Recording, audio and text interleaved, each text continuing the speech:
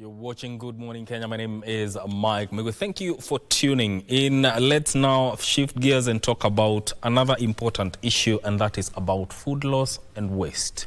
Given that now we are gearing towards the International Day of Awareness of Food Loss and Waste, what can we do to mitigate the effects of food loss and waste? And also, given that Kenya loses over 40% of the food it produces, that means over 9 million tons of food is lost, which costs about 72 billion. That's a lot of money that is lost because of that. And to help me in that conversation in studio, I'm joined by Dr. Franklin Otiende Awor, who is a senior lecturer at Jaramogi Oginga Odinga University of Science and Technology. Welcome to the program. Thank you. You're also a researcher at Afro Food Links Project. Yes. Karibu sana. And also Dr. Antonina Mutoro, who is also an associate research scientist. Karibu sana. Kwa salama hii asubuhi ya leo. First things first. You know, the fact that we lose 40% of the food that we produce as a country, what do you make of that, Dr. Franklin? That is food lost, meaning some people will go hungry, income opportunities are lost, the environment is also endangered because this food will go to the environment, when not taken care of, will contribute to pollution and promote pests and such like unnecessary waste in the environment, aesthetic losses. Yes. Yes. Dr. Antonina, what do you make of this? That the fact that we lose over 9 million tons of food, which means that is food that costs around 72 billion. What do you make of that?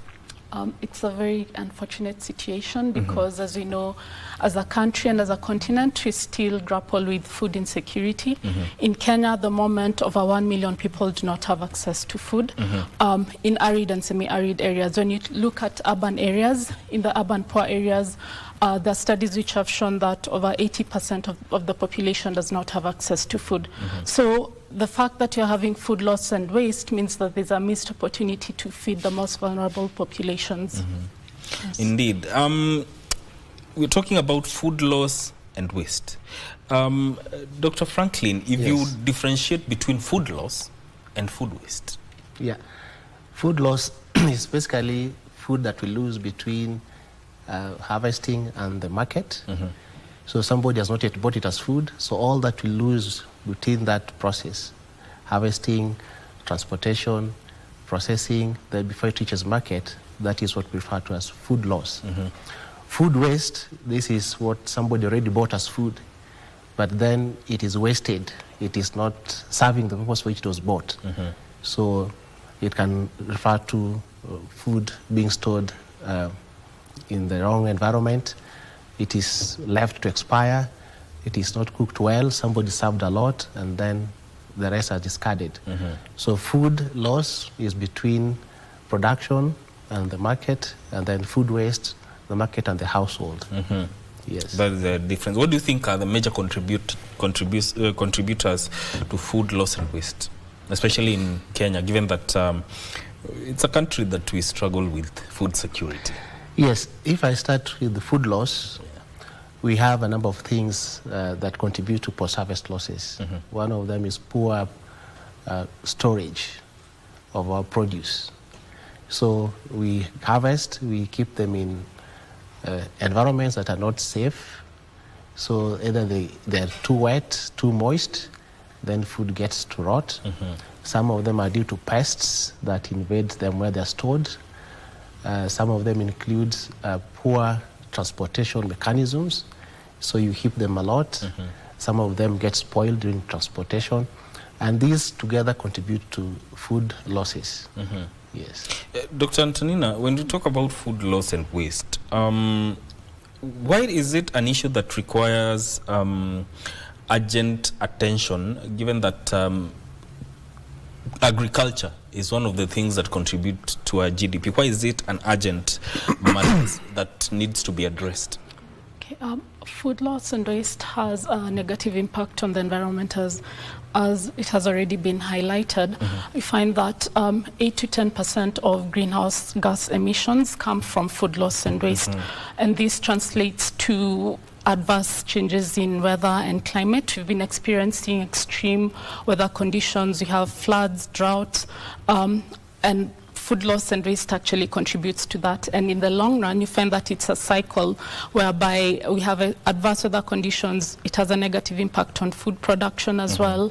But apart from that, we have a loss, wastage of resources, because to produce food, it means significant investment when it comes to land use, labor, inputs as well. So if food is not used as was intended, it means that we're also losing resources. But apart from that, there's also economic losses, as you highlighted earlier.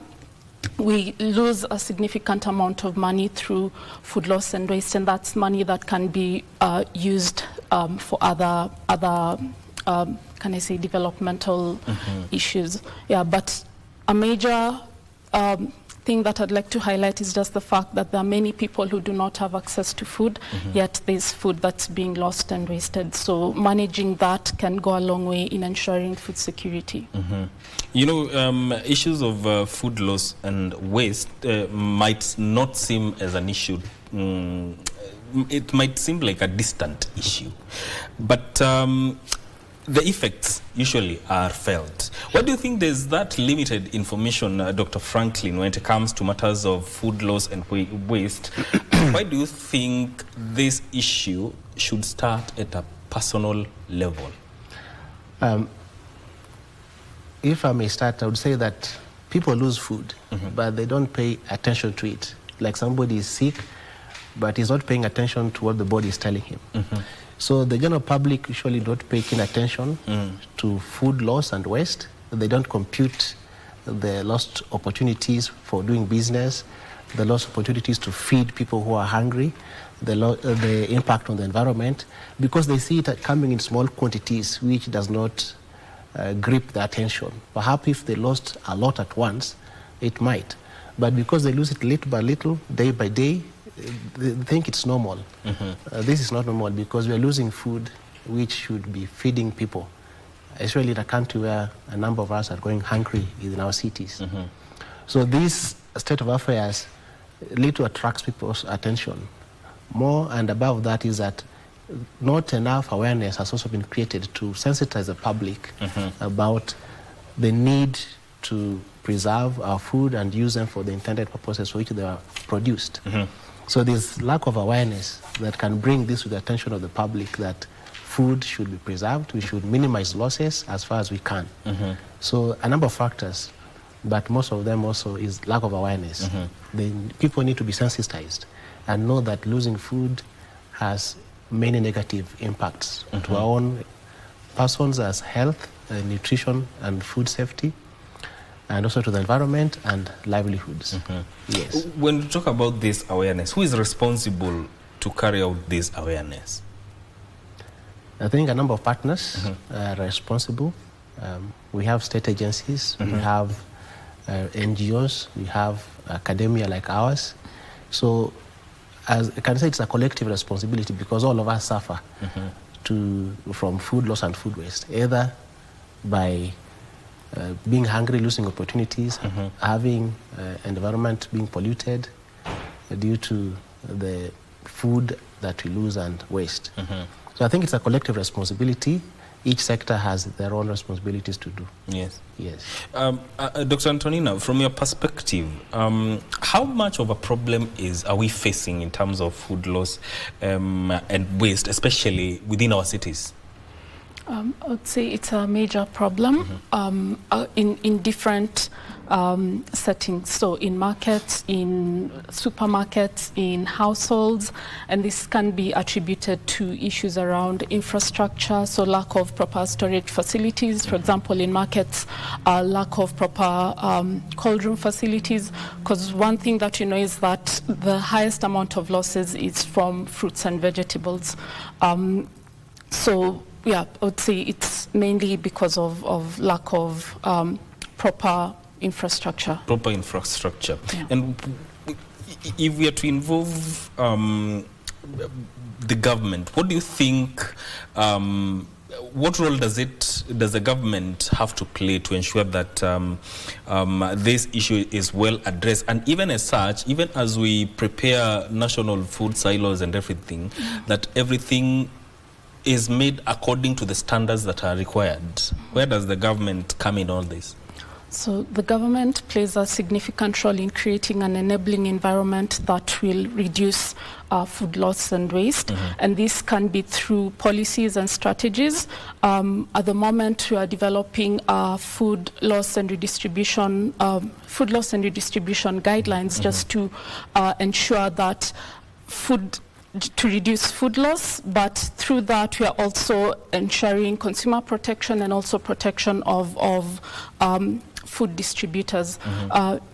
In the current situation, there are people who are who recognize that food loss and waste is a major problem, but their hands are tied because they're not sure of the proper channels to ensure that food is redistributed to people who actually need it. So through the government's role in developing guidelines that will provide structures to ensure that food is safely redistributed and accessible by the most vulnerable population. So I'd say one is just creating an enabling environment through policies, but apart from that, investment in infrastructure, so cold room storage, and then apart from that, coming up with strategies of making food preservation strategies accessible to the wider community. I think that would go a long way. Okay, Dr. Franklin, let's paint a scenario. What would you foresee happening? Let's say we reduced food loss and waste by, say, around 50%, especially in the country. Yes. I think one direct impact is that there'll be more food available for people to feed on. So the prices perhaps would also be relatively cheaper, because when you lose food, producers, traders also compensate for that loss in their pricing. So reduction of food loss will have an immediate impact in making more food available for people to consume. The second one is that when you save food, you save also losses in terms of money. So those who produce them will earn more because they're losing less. Those who sell them will also earn more because they lose less. So we have more food available, more income or better livelihoods. Then we also have the aspect of the environment. If you walk in our markets, you find food that have been wasted. Our markets are littered. The environment will also be preserved. Our dump sites, a recent study indicated, one that we did before with the Kisumu Local International Platform, indicated that most of our waste in our dump sites are organic waste. A larger part of it is also food from households, from our markets, where they get wasted. So when we reduce food loss and waste, we also save the environment. So those are things that we cannot even quantify in terms of the benefits that we'll enjoy. Yes. Dr. Antonina, what would you say is the justification for tracking food loss and waste, especially within African countries? And why should it be a priority, especially for people who want to become food sufficient? Yes. I'd say data is information. So if you're not tracking, if you do not know the amount of food that's actually wasted and lost, then you cannot take proper measures or actions to ensure that there's reduction in food loss and waste. So I would say having that information is power, and it will enable not only governments but also the general population to take relevant measures and actions to reduce food loss and waste. Yes. Dr. Franklin, how is academia using this space to ensure that we deal with this, or we mitigate the effects of food loss and waste? Okay, in academia we have a duty to do research. We have a duty to collaborate with communities. So we can do research as academia to provide the necessary scientific data that can inform decision making, that can inform policies, so that we have the right legal framework and the right information to sensitize and create awareness among the community members and various stakeholders. Yes. As used through AfriFood Links, one of those things is awareness creation. This week, culminating in the International Day of Awareness on Food Loss and Waste, we are creating awareness on this issue. Perhaps if you make enough noise, many people will realize that it is an issue, and perhaps many more will take action at a personal level or at an institutional level. So we need to do research, we need to engage with the community as we feed them with the information that we get, and we should also make awareness creation through the sources that we, outlets that we have. We need to make more noise than we have done before. Dr. Antonina, what would you say are the major impediments that are making it hard to address this issue once and for all? Lack of data is one. Like at the moment, you do not have proper figures on the actual amount of food that is lost in different value chains. And if you do not know, then taking action also becomes a challenge. And then apart from that, lack of investment in infrastructure that will prevent food loss and waste, poor food handling across the food value chain, I would say that's a major barrier. But apart from that, just lack of consumer awareness, as has been highlighted. So people do not know that the impact that food loss and waste has on different factors in our lives. Yes. Dr. Franklin, Yes. we're living in the world of tech Yes. nowadays, the advent of AI and everything. Everything is happening online, the use of technology. How do you say the technology that we have today can come in and help in mitigating food loss and waste, or dealing with it once and for all? I think technology and innovation are part of tools that we can use as society, as universities, to improve our situation in terms of food loss and waste. Universities can innovate in technologies. We can use AI to help analyze and synthesize the data that we have locally and even globally, and be able to have a more accurate view of what is happening on the ground. So AI is a good tool. It helps to coalesce and analyze data that we may have. Yes. But beyond that one, we need also practical, physical interventions, like in terms of technology, innovation, more so in terms of preserving food, in terms of technologies for transporting food, in terms of gauging how long certain food items might go bad. I think one of the things that we also find in the markets that contribute to food loss is premature harvesting of fruits taken from the market. Yes. Somebody buys because he can't tell whether this fruit was mature when it was harvested. He takes it home. At home there it goes bad. He doesn't use it. It becomes food waste. If you have an educated consumer population, Yes. then they will definitely know that this one is not ripe. They leave it. And that will be like a deterrent to premature harvesting of certain fruits to the market. Yes. So I think there is a lot that we can do in terms of education, innovation, technology, to curb or reduce food waste and stop it. Yes. Eventually. Dr. Antonina, you are a research associate, researcher and scientist at AfriFood Links. What can such projects do to ensure that people have more information on what is happening, especially when it comes to food loss and waste? And what are the measures that maybe you have put in place to ensure that this issue is addressed? Okay. So within the AfriFood Links project, we're implementing different interventions that aim to reduce food loss and waste. So the first one is just documenting the quantities of foods that are lost within markets. And so that information will also be used to as an advocacy tool to say that, hey, there's a problem here. But apart from that, as I mentioned, also implementing interventions. We have one intervention in our fish market, Obunga Pap Market, which mainly deals with bony fish.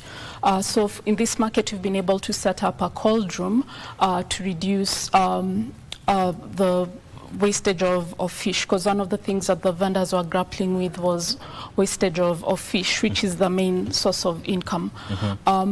But apart from that, we are also piloting a food rescue and redistribution system. And we're working closely with an organization called Food Banking Kenya, who are experts in the area of food rescue. And one thing that they have is an application which links the person who has excess food to the potential consumer. So that's another way in which technology can be used to reduce food loss and waste.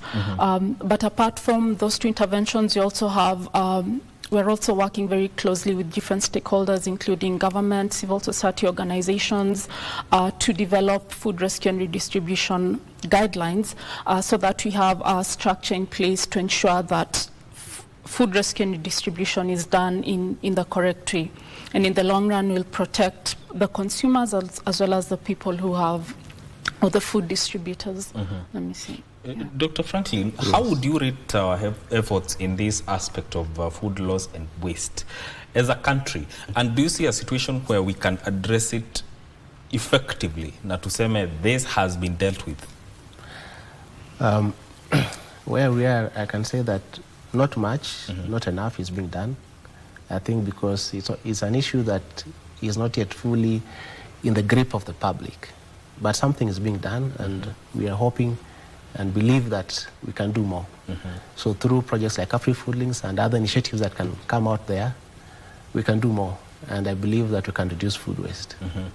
So we just need to sensitize the public, give agency to different stakeholders, and mobilize resources to make this a constant, just the way we've done climate change. We need to give it the gravity it deserves. Food is something core to the human existence. Yes. Yeah, indeed.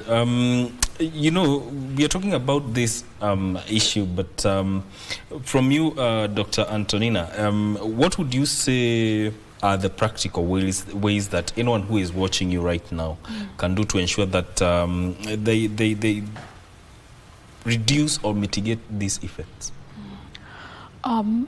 First, I would say is just proper handling of food, because a lot of food is lost through improper handling. But apart from that, individually, say if you are at a buffet table, a lot of food ends up being wasted because you pack your plate with a lot of food which you do not necessarily consume. So just being conscious of the amount of food that you serve, ensuring that it's what you can actually complete. But apart from that, food preservation methods, because there are seasons where we have excesses of different products, say for example mangoes. During that season, then measures such as drying the fruit so that it's consumed at a later period can go a long way in reducing food waste. But also proper storage of food, especially, say, for example, in cold rooms or refrigerators, that would go a long way in reducing food loss and waste. Okay. You look at responsibility and policy and the future, Dr. Franklin. Do we need to set targets for reducing this problem or dealing with it once and for all? And would that work if we set targets? I think from the motive perspective or from the practical perspective, when you don't set a target, you have nothing you're working towards to. So we may not achieve those targets, but it will be a drive. It will be something we're working towards to. We are better placed to make gains than having no targets. So yes, affirmatively, I would say that we need to have targets to work towards to. We may not achieve them, but it will be steps. We'll be able to have that we are working towards achieving something, some value, some reduction. And with necessary and appropriate methodologies, we can measure that and say, we did this, we realized this. Yes. We might have exceeded our target, that would be a plus. If we didn't, we can say, let us review how we did it. We might need to sensitize more, develop methodologies, mobilize more resources. So yes, we need to be proactive, intentional, and work towards a certain definite goal. Indeed. Yes. Let us take a very short, okay, I'm told we are not, we are to take a short break, but we should continue. Okay. But Dr. Antonina, from your perspective, how can we strike a balance between making sure that we have food safety regulations and still minimize food waste? Where is the balance? I would say it also lies in awareness on proper food safety, proper food handling to ensure its safety. But apart from that, I would say it also kind of starts with development of policies and documents that training manuals that can build the capacity of people when it comes to issues around food safety. When people are aware of how they need to handle food to ensure its safety, then they're more likely to handle food properly. So I would say, building the capacity of the different people who handle food to ensure its safety will go a long way. You know, education and information are very important tools when it comes to addressing this issue.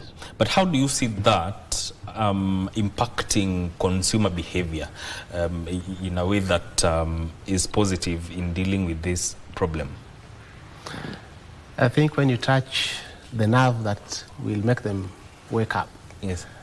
Food lost is money lost. You spent money, you spent effort. So money is a language that all of us understand. So if you relate food loss to money, people will give it attention. Then nutritional security. Some people, they lack what to eat. So from a moral perspective, we shouldn't lose food or waste food because we have more. In any sense, we should be able to just use what we need and spare, if we bought more, for families that are not able to have that. So for those of us who are having that moral sense, it's an avenue that we can appeal to, that it is not morally okay to waste food, simply because you have more. And even if you had less, we should do more as good stewards, not to waste food. So I think we just need to touch the right buttons. Money, that moral sense of responsibility, that stewardship, then the sense of the environment. I think these are things that appeal to the general public when you speak to them. So when we link food loss and food waste to these areas, we are most likely able to make some good progress. Yes. Dr. Antonina, what does a zero food waste society look like? I would say it's a society where everyone has access to food. Yes. The environment is conducive in terms of climate, because we know that food loss and waste contributes to greenhouse gas emissions. And I'd say it should be a very happy and thriving society, because then cases of malnutrition or undernutrition will be reduced. Also issues around, I would argue, poverty would also reduce significantly. Yes. You know, the International Day of addressing, or the International Day of Awareness and food loss and waste is coming up, Dr. Franklin. Yes. The 29th of September, that is. Yes. What can Kenyans expect in terms of activities? We are and are going over the week to create awareness. At least the public should be able to know that food waste and food loss is an issue. So we are going to create awareness. We are also asking them to tell somebody about food waste and what they can do to reduce it and eventually to stop it. So that's what they should expect. We'll be creating awareness through social media, through TV and radio talk shows. And not only us, there are many other organizations out there, FAO, that are doing more. You can get these resources. So there is awareness creation, because this is an issue that has not yet picked up with the public. So that's what they should expect, and we are encouraging them also to be part of it by telling somebody. They're creating awareness. By helping them know what they can do, Yes. they're contributing, at least at that level. And we hope that these messages will bear fruit in tangible actions in reducing food loss and food waste. Indeed. Yes. Indeed. Yeah. Your closing remarks. Reduction of food loss and waste is possible, and people should make deliberate efforts to reduce food loss and waste. And apart from that, having proper structures will ensure redistribution, safe redistribution of food that can potentially be wasted and lost to the most vulnerable populations. And I believe that will go a long way in ensuring food security. Dr. Franklin. Mine, I would appeal to the public that do something to reduce and stop food waste. Teach somebody, even if it is one person, let them know that food loss and food waste is a national, is a global concern. It is something that is serious, especially in societies where we have people with moderate to severe food insecurity. Yes. And then let them do something to reduce food waste at a personal, individual level. Yes. Indeed, the message is home. Reducing food waste and loss at a personal level. Thank you so much for making time to come and talk about this very important issue. That is Dr. Franklin Otiende Awor, who is a senior lecturer at Jaramogi Oginga Odinga University of Science and Technology, and also a researcher at Afro-Food Links Project. And also Dr. Antonina Mutoro, who is an associate research scientist. This is where this conversation ends.